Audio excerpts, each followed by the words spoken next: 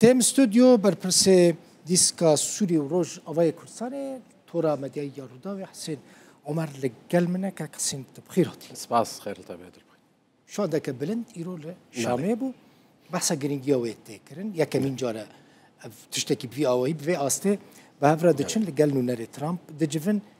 شما جرينجا دبيجن جالكي جرينجيا دل بخوين أم دزانن أو ركفتنا كود نافبرا برز عبدي وبرز شرع ده هاتبو أمذكرن ده آزار ده جنش كافا هاتكرن بري وينا تو آمده كاريه برچاف تدانوستاندنه برچاف نبون. او رکفتن هاتا کرن ده آزاره ده حشت خالویت قیویرا خافبونک چه بود دانوستاندنه ده و ده رفتار الگلوان خالا جوان خالا گوگرک هر تشت بداویا سالا نها 25 تمام بو با حال حاضر تشتک جه نهات یکرن تنه او خالا راوستاندنا شر بو کو لسر بندافات شرینه و رکفتنه که بشکی دبن چهارچوبه ویبا لحلبه لدربار شیخ مقصود و اشرفیه ده وکی دی خالدی تشتک جه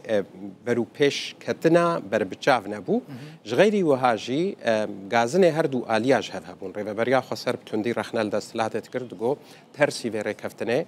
بريارة ده وقافان تاواجه مثلا كوميتا دستوري بو مثلا هل بجارتنه كو بنيازن بكن وچند خالديجي رشنفيسا أو دستورة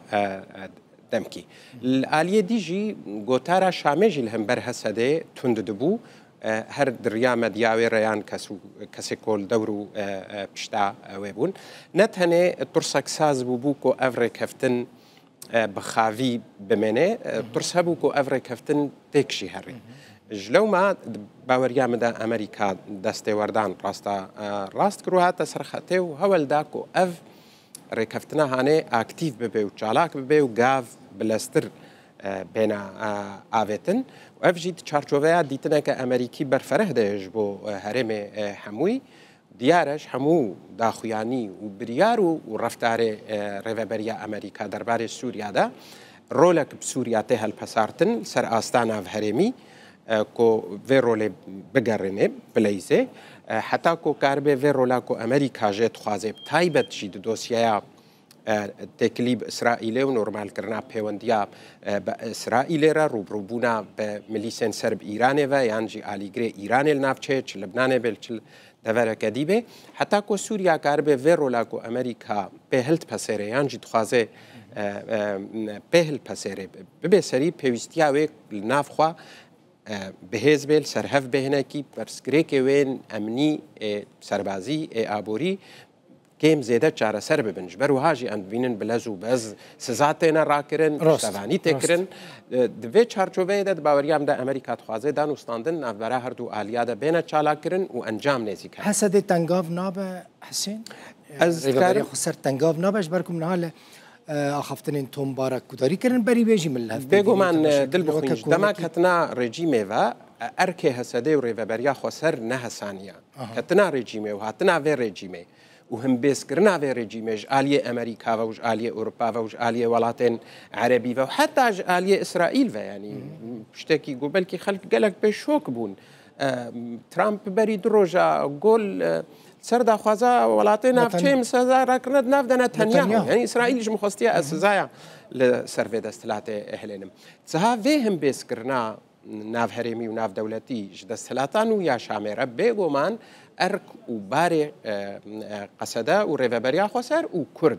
لسوريا زحمتك ليه نهر تشت الرشاجي لبيشيا هسدا والبيشيا ريفابريا خسر والبيشيا كردان هسدا هيزكا جرينجاوي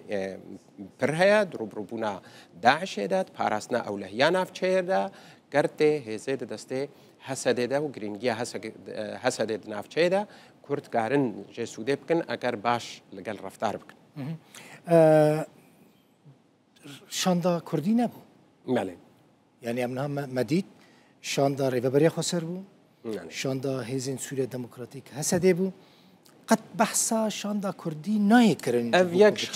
يكش خاله کو ما گوت چارچوبه هست بونا دانوستاندنه دا جبر افري كفتنا نفقه بنا برز مظلوم عبدي وشرع ده هاتبو كرن جريداي بو مثلا ريفبريا خسر وهسدا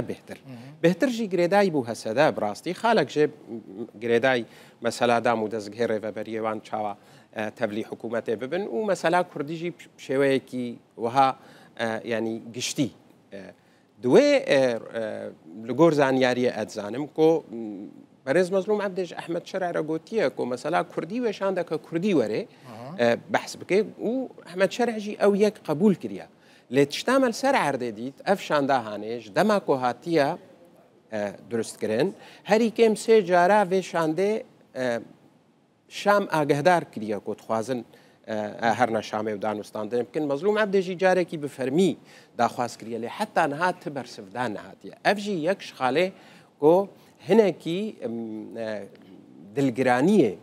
ودلرحتيه الروج افاي كردستاني نافت افغرا سياسيه كرد شتكي كو اوجديتها للشامينينا دوي ام بزلال بيجن دل بخوين شام هولد دي بشتفانيا ناف دولتي وناف هريمي بكار بيني السر استا دربا لدجي هندرو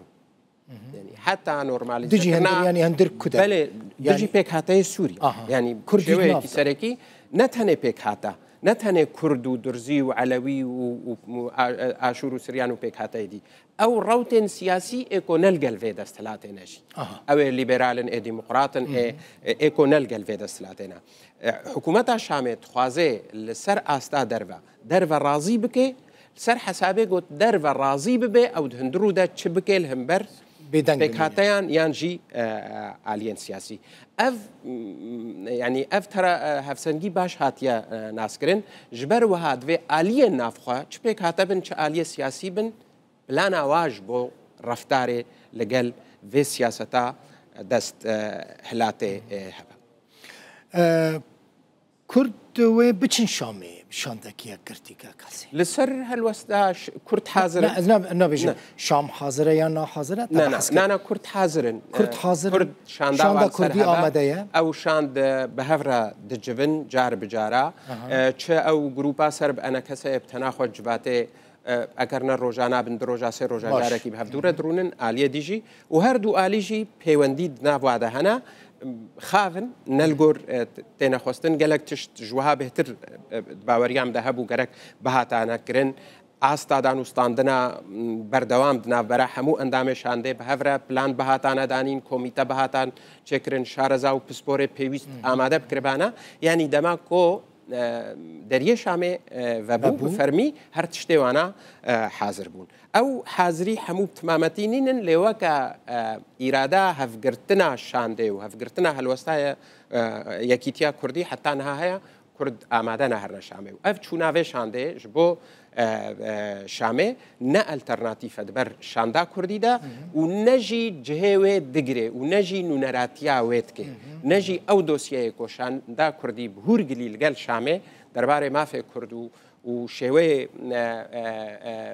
بجی کرنا مافه کرد دستوری دیان تحمو سازی دولت دگو کرد و پیشکش بکن و کشاندا کسیاسی نه دسته و شاندا کو ایرو چوا شامه اف شاندا و چوی گریدای رکفتنا شرع عبدیه و جی کرنا موفقین و رکفتنه مالا تاوا گلک سپاس حسین عمر برپرس دیسکا روز آوای کورسانی سوری لروداوی سپاس مالا تاوا